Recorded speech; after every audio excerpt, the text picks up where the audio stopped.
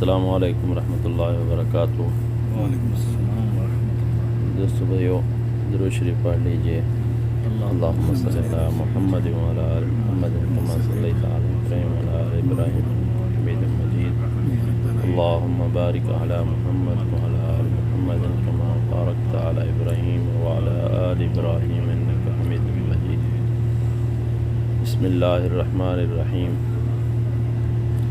حضرت عبد الرحمن بن یزید رحمۃ اللہ علیہ فرماتے ہیں کہ حضرت عبداللہ کے سامنے کچھ لوگوں نے رسول اللہ صلی اللہ علیہ وسلم کے صحابہ اور ان کے ایمان کا تذکرہ چھیڑ دیا۔ اس پر حضرت عبداللہ رضی اللہ تعالی عنہ نے فرمایا، رسول اللہ صلی اللہ علیہ وسلم کی صداقت ہر اس شخص کے سامنے جس نے آپ کو دیکھا تھا بالکل صاف اور واضح تھی۔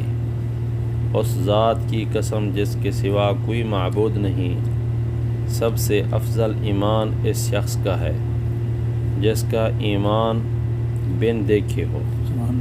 پھر اس کے ثبوت میں انہوں نے یہ آیت پڑھی، الف لام میم ذالک الکتاب لا ریب فیہ سے یؤمنون بالغیب تک۔ الف لام میم یہ کتاب ہے، اس میں کوئی شک و شبہ نہیں، متقیوں کے لیے ہدایت ہے جو غیب پر ایمان رکھتے ہیں۔ حضرت عبد الرحمن بن یزید رحمۃ اللہ علیہ فرماتے ہیں کہ حضرت عبداللہ رضی اللہ تعالی عنہ کے سامنے کچھ لوگوں نے رسول اللہ صلی اللہ علیہ وسلم کے صحابہ اور ان کے ایمان کا تذکرہ چھیڑ دیا۔ اس پر حضرت عبداللہ رضی اللہ تعالی عنہ نے فرمایا، رسول اللہ صلی اللہ علیہ وسلم کی صداقت ہر اس شخص کے سامنے ہے جس نے آپ کو دیکھا تھا، بالکل صاف اور واضح تھی۔ اس ذات کی قسم جس کے سوا کوئی معبود نہیں، سب سے افضل ایمان اس شخص کا ہے جس کا ایمان بن دیکھے ہو۔ پھر اس کا ثبوت میں انہوں نے یہ آیت پڑھی، الف لام میم ذالک الکتاب لا ریب فیہ سے لے کر یؤمنون بالغیب تک۔ الف لام میم جس کا ترجمہ ہے یہ کتاب ہے، اس میں کوئی شک اور شبہ نہیں، متقیوں کے لیے ہدایت ہے جو غیب پر ایمان رکھتے ہیں۔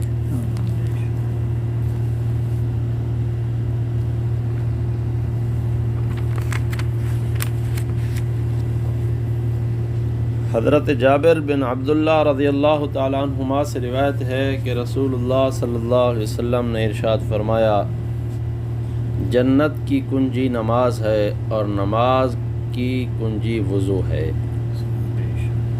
حضرت جابر بن عبداللہ رضی اللہ تعالیٰ عنہما سے روایت ہے کہ رسول اللہ صلی اللہ علیہ وسلم نے ارشاد فرمایا، جنت کی کنجی نماز ہے اور نماز کی کنجی وضو ہے۔ حضرت انس رضی اللہ تعالی عنہ روایت کرتے ہیں کہ رسول اللہ صلی اللہ علیہ وسلم نے ارشاد فرمایا، میری آنکھوں کی ٹھنڈک نماز میں رکھی گئی ہے۔ حضرت انس رضی اللہ تعالی عنہ روایت کرتے ہیں کہ رسول اللہ صلی اللہ علیہ وسلم نے ارشاد فرمایا، میری آنکھوں کی ٹھنڈک نماز میں رکھی گئی ہے۔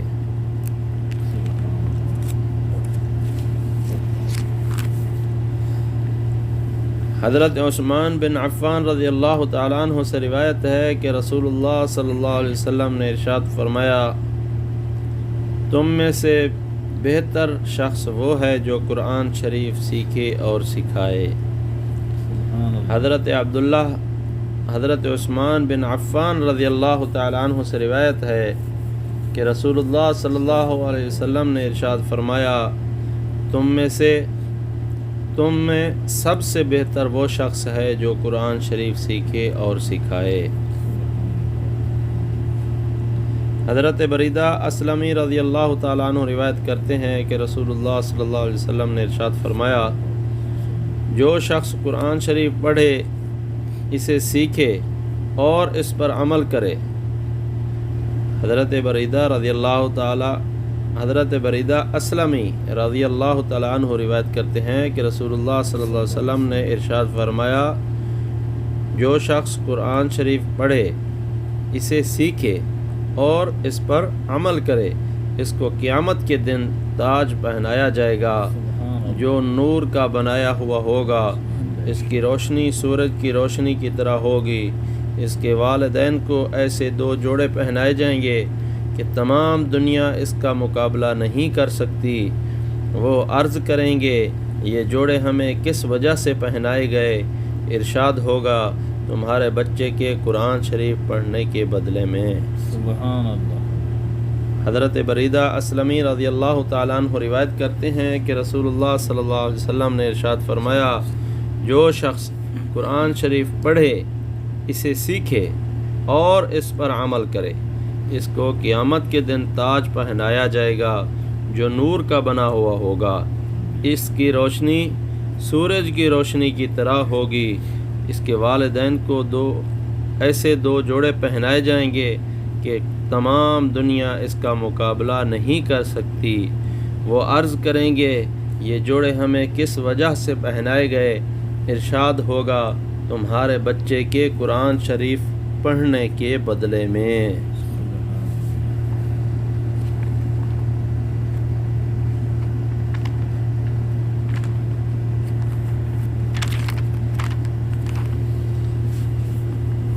قرآن شریف کی آیت ہے وَتُوبُوا إِلَى اللَّهِ جَمِيعًا أَيُّهَا الْمُؤْمِنُونَ لَعَلَّكُمْ تُفْلِحُونَ۔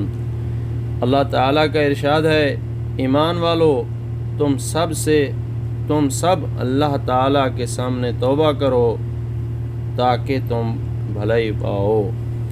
اللہ تعالیٰ کا ارشاد ہے ایمان والو، کس کی طرف اشارہ ہے؟ ایمان والوں کی طرف۔ اللہ تعالیٰ کا ارشاد ہے ایمان والو تم سب اللہ تعالیٰ کے سامنے توبہ کرو کہ تم بھلائی پاؤ۔ دوسری آیت ہے یا ایھا الذین آمنوا توبوا الی اللہ توبۃ نصوحا۔ اللہ تعالیٰ کا ارشاد ہے ایمان والو تم اللہ کے سامنے سچے دل سے توبہ کرو کہ دل میں اس گناہ کا خیال بھی نہ رہے۔ اللہ تعالیٰ کا ارشاد ہے ایمان والو تم اللہ تعالیٰ کے سامنے سچے دل سے توبہ کرو کہ دل میں اس گناہ کا خیال بھی نہ رہے۔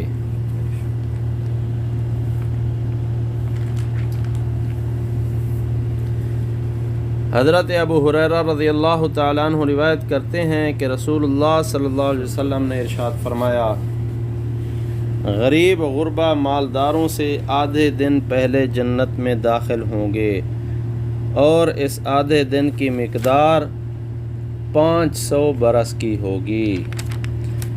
حضرت ابو ہریرہ رضی اللہ تعالیٰ عنہ روایت کرتے ہیں کہ رسول اللہ صلی اللہ علیہ وسلم نے ارشاد فرمایا، غریب غربا مالداروں سے آدھے دن پہلے جنت میں داخل ہوں گے اور اس آدھے دن کی مقدار 500 برس کی ہوگی۔ فائدہ، پچھلی حدیث میں غریب غربا کا امیر سے 40 سال پہلے جنت میں داخل ہونے کا ذکر ہے۔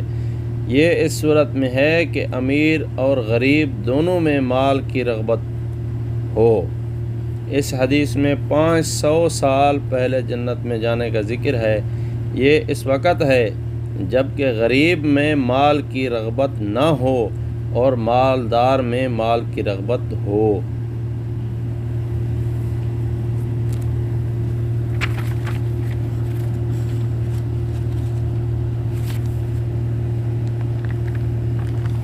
حضرت ابو درداء رضی اللہ تعالی عنہ رسول اللہ صلی اللہ علیہ وسلم کا ارشاد نقل کرتے ہیں، جو 2 شخص آپس میں ایک دوسرے کی غیر موجودگی میں اللہ تعالیٰ کی رضا اور خوشنودی کے لیے محبت کریں تو ان دونوں میں اللہ تعالیٰ کا زیادہ محبوب وہ ہے جو اپنے ساتھی سے زیادہ محبت کرتا ہو۔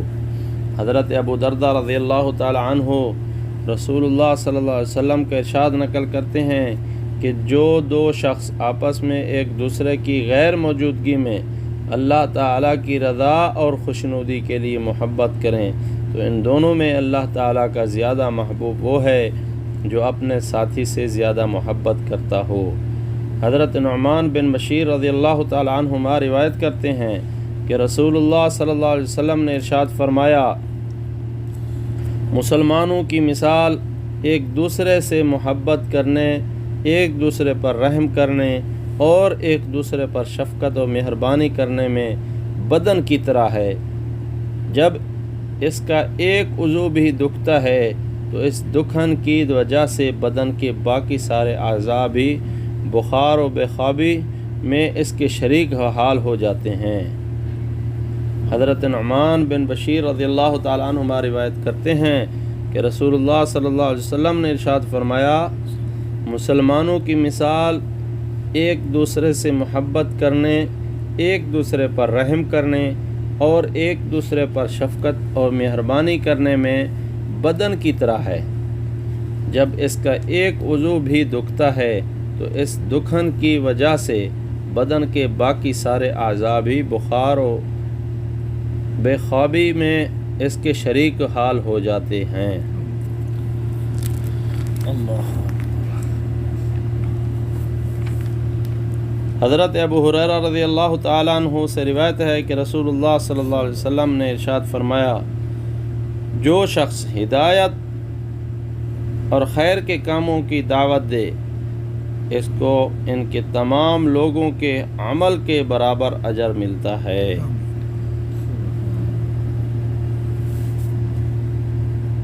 حضرت ابو ہریرہ رضی اللہ تعالیٰ عنہ سے روایت ہے کہ رسول اللہ صلی اللہ علیہ وسلم نے ارشاد فرمایا، جو شخص ہدایت اور خیر کے کاموں کی دعوت دے، اس کے ان تمام لوگوں کے عمل کے برابر اجر ملتا رہے گا۔